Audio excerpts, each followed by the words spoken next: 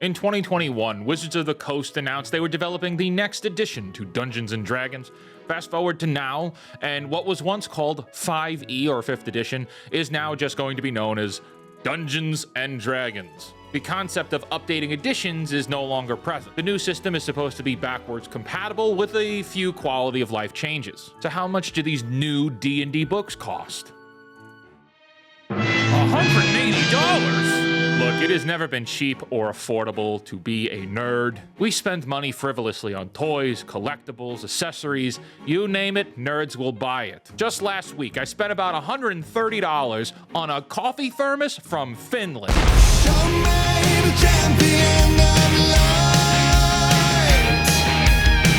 I'll show you the herald of darkness.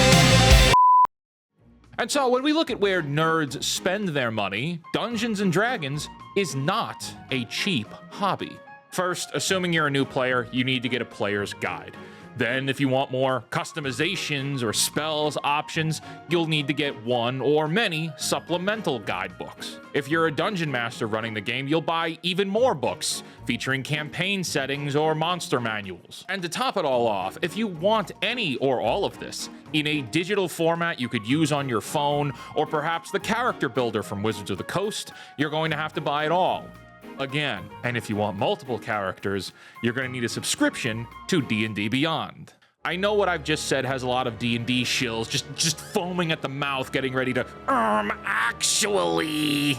So hold on. Are there free supplementals online for anybody to use? Yes. Are there places like Reddit where customizations and options are available readily for free? Yes. Would new players getting into Dungeons & Dragons know where to look for things like this? Not necessarily, no.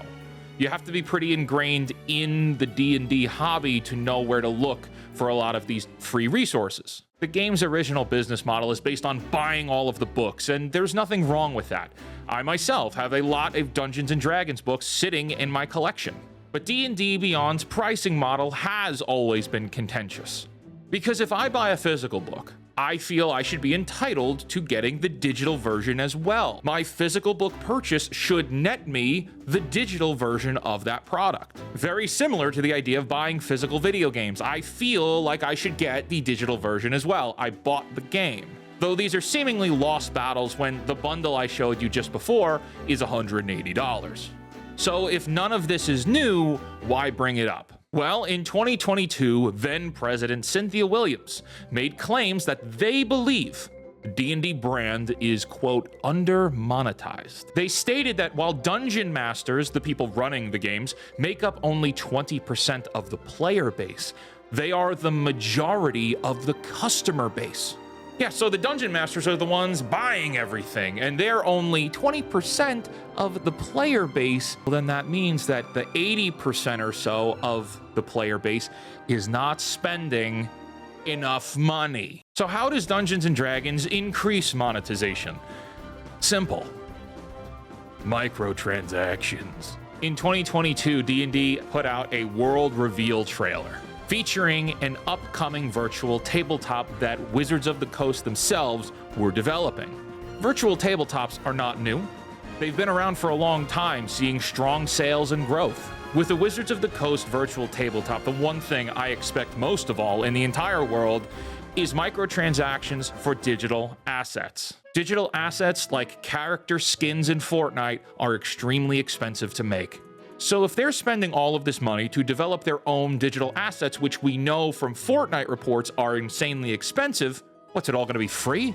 No, there's not a chance in hell that this is going to be cheap or free for full access. I'm anticipating every feature, detail, clothing, facial expression, hairstyle, lighting, floorboard, and wallpaper will all be microtransactions. Every piece of this will have some fee attached to it.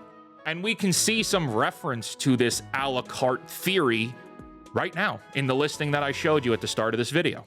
Get free shipping and these exclusive digital bonuses, including a 50th anniversary digital Gold Dragon Mini releasing with the closed beta of the upcoming 3D virtual tabletop.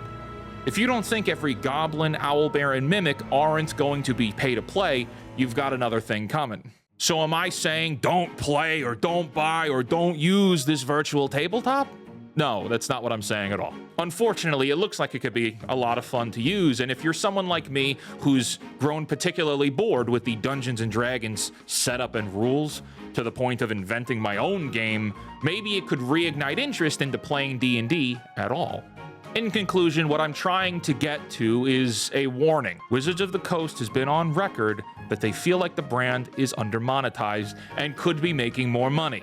They want Dungeons & Dragons to be a lifestyle brand.